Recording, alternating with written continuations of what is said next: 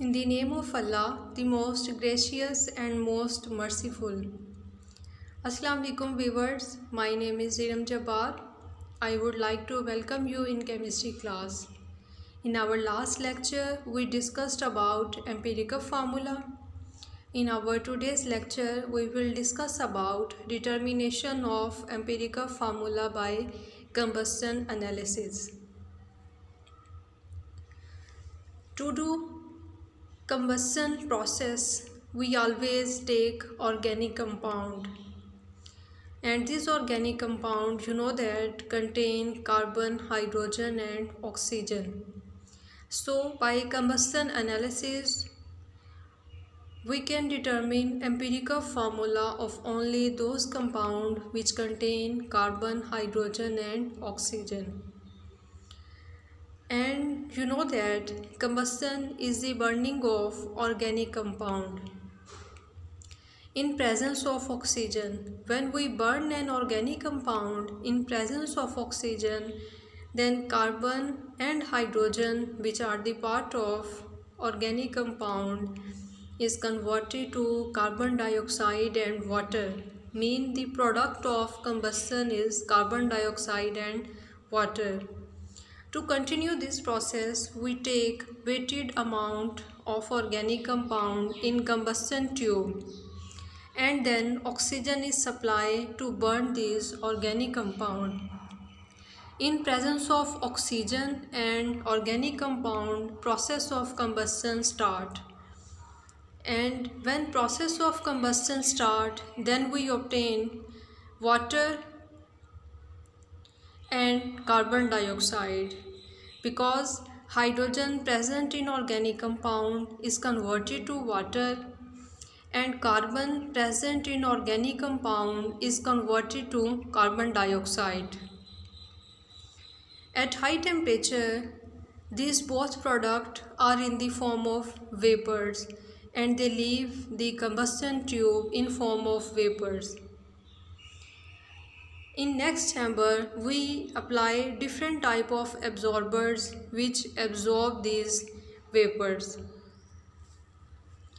In combustion tube, we have magnesium perchlorate for absorption of water and 50% sodium hydroxide for absorption of carbon dioxide. When water vapor escape the furnace, then water vapor absorbed in magnesium perchlorate and remaining carbon dioxide is moved to next chamber where we have sodium hydroxide as a absorber, and here carbon dioxide is absorbed. Unabsorbed gases like oxygen or any other trace amount which are part of air may also be released outside this combustion tube. Then by difference in the masses of absorbers before and after the combustion process tells us the mass of water and carbon dioxide which are produced during burning of weighted amount of organic compound. Here we can determine amount of oxygen by difference method, because we also provide oxygen and organic compound also contain oxygen, and at the end oxygen is converted to carbon dioxide and water, because both these compounds also contain oxygen. So we cannot determine its amount by direct method and we apply indirect method. For measurement of amount of oxygen or percentage of oxygen, we use this difference method. We can calculate percentage of oxygen by subtracting the percentage of carbon and percentage of hydrogen out of 100. But how we can calculate percentage of carbon? Carbon percentage we can calculate by indirect percentage formula, because we doesn't obtain carbon by combustion process, we obtain carbon dioxide. So here we combine two formulas of percentage. First of all, we divide mass of carbon dioxide by the mass of organic compound, then multiplying this by 12 and 44. Here 12 is the mass of carbon and 44 is the mass of carbon dioxide, then multiplying this whole with 100 for percentage. Then by using this formula we come to know the percentage of carbon. In the same way, we can calculate percentage of hydrogen. For this purpose, we divide the mass of water by the mass of organic compound.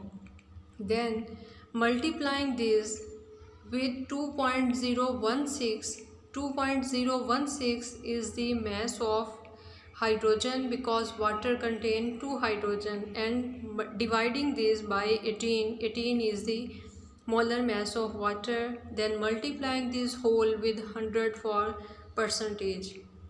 When we come to know the percentage of carbon and hydrogen, then by addition of these two percentages we done, and then subtracting this out of 100, we come to know the percentage of oxygen. When we calculate the percentages of these three elements, then you know that next step is to calculate the number of moles, and we can calculate number of moles of each element by dividing the given mass by the molar mass of that element. Here given mass is the percentage of element. After calculation of number of moles, next step is the calculation of atomic ratio, and you know that we can calculate atomic ratio by dividing the mole of each element with the smallest value of mole. When atomic ratio comes, then in most cases we write empirical formula according to that atomic ratio. But in some cases, if the atomic ratio is not a simple whole number, then we multiply this atomic ratio with some suitable digit and converting it into a whole number. After that, we write empirical formula according to that ratio. It's all about today's lecture. Thank you. Allah Hafiz.